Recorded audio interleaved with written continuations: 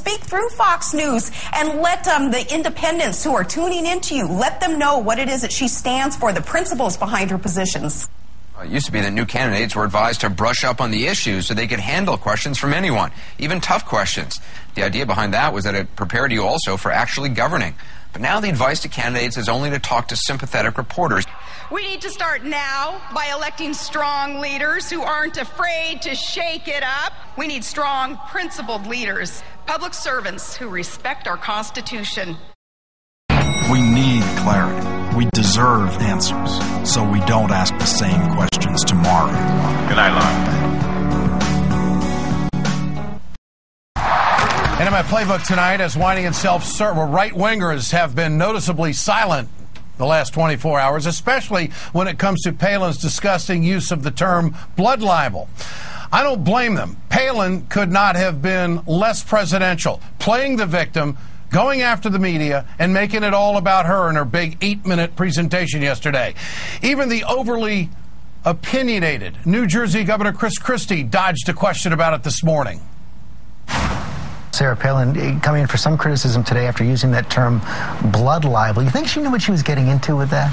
I don't know. I have no idea. But what I would say is I think that, I don't think anybody really believes that, Governor Palin was trying to make someone get hurt or bring violence on. And I think she just should have said that and left it at that. Sarah Palin seems to recognize she's in trouble. She is going into damage control mode. The New York Times is reporting Palin will give her first interview since the blood libel comment to Sean Hannity on Monday.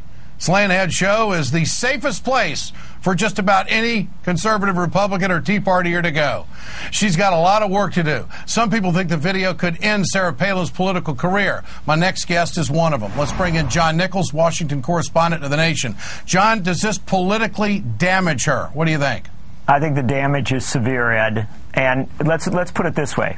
In this country, we make a big deal about debates between candidates for president. They prepare for weeks. They get their talking points right. Generally, they don't really address the fundamental issues that people care about. But yesterday, the most dynamic figure, the most talked about figure in the Republican Party, Sarah Palin, and the most dynamic figure, the most talked about figure in the Democratic Party, Barack Obama, both had a chance to address the same issue. They both took their best shot. They did lots of preparation. They really focused on it. And I would dare say that if you asked the first 1,000 people on the street in any community in America, they would say that Barack Obama did a dramatically better job. And most of them would tell you that Sarah Palin was just embarrassing. Does she lose support from maybe staunch supporters playing the role of a victim? Well, her most staunch supporters will stick with her because they can hear no criticism of her that would matter. But I think you have to recognize that not all Republicans are so crazy they would give up the presidency to support someone they know can't win. Yesterday's performance by Sarah Palin was the performance of someone who can speak well to the fringe, but really is not speaking in any kind of realistic way to the mainstream concerns of the United States. What do you make of her next interview? Going to Hannity, where it's safe haven, no tough questions. It's going to be an opportunity, spoon-fed, really tell them what you think. Is this a defense mode? It's an absolutely defensive move.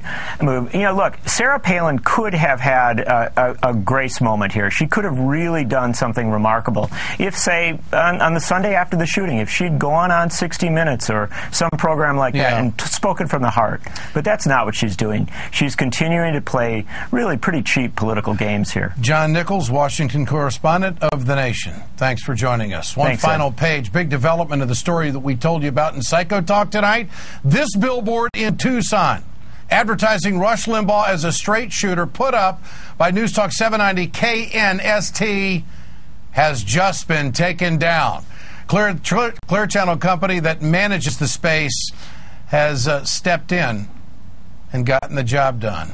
It was the right thing to do. Coming up, the Tucson Tea Party has refused to back down since the tragedy, but their leader just came out with some pretty unusual words about Congresswoman Gabby Giffords.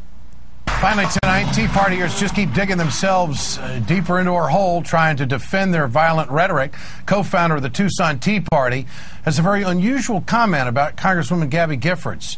Here's what he told a British newspaper about Giffords and the threat she's received. Quote, if she lived under this constant fear of this rhetoric and hatred that was seething, why wouldn't she attend an event in full view of the public with no security whatsoever? Those kind of comments make it impossible to have a rational political debate with these folks. Exactly.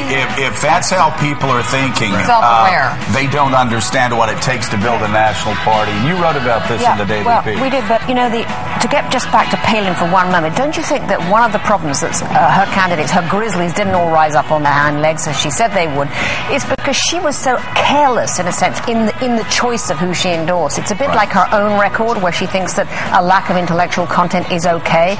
It actually isn't okay. So while people are patting themselves on the back, and if that's something you want to make a commercial about, and a big old you don't think like most political strategists and actually conservatives that want Republicans to be the national party again. But go ahead, celebrate. Be proud of yourself.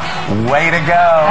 Put that one on Facebook. We have a great scorecard. She's extra sassy these days, too. Yeah, she's winning. All her mama grizzlies are winning. And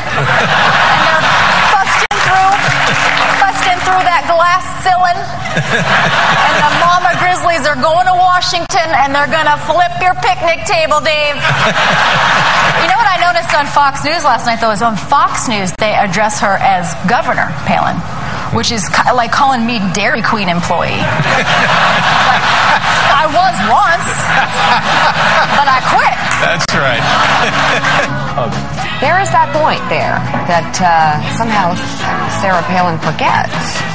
Oh, well. Perhaps we are not properly educating our youth in the exceptional nature of America.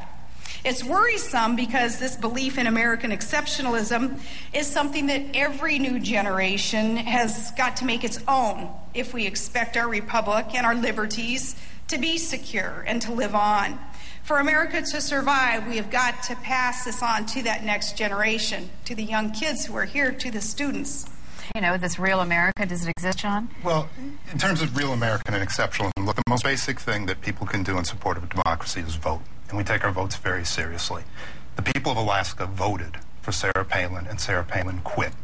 Exceptional people don't quit. And I seriously tell my kids this probably 2 or 3 times a week. It's better to lose than to quit. So she can sit there and she can talk about being exceptional. She can talk about better of America. If she were a better person, she would have stood and fought. She chose to check out and to do it to make money. I've got no problem with making money, but that's what she is. She's a reality star. I have a different observation, though. He hears what's going on. Today, we have a fuller picture of Loeffner's life. And the more details we get, the more troubling this tale becomes. Last year alone, campus police at Loeffner's Community College were called 5 times to investigate his behavior. Some of the incidents were bizarre. About a year ago, after hearing a poem about abortion, Loeffner said, "Why don't we just strap bombs to babies?" Suppose Senator John Doe puts forth a constitutional amendment that would outlaw abortion, even in cases of rape or incest, and he asked you to attend the announcement and support him in that. Would you do it? I would. Yes, a proposal like that, I would stand by it.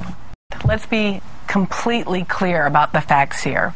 There is no place in the world and no time in history where restricting women's reproductive rights makes a people or a nation more free or more equal. These extreme positions on abortion are, without any question, a war on American girls and women, and the fact that there are women who are both complicit and participatory in it is really neither surprising nor unprecedented. It has always been true, and it is incredibly important that we recognize that despite the fact that we can be very proud of these women and as politicians, that the question is, how do women as citizens fare on the other side of them either being elected or not elected?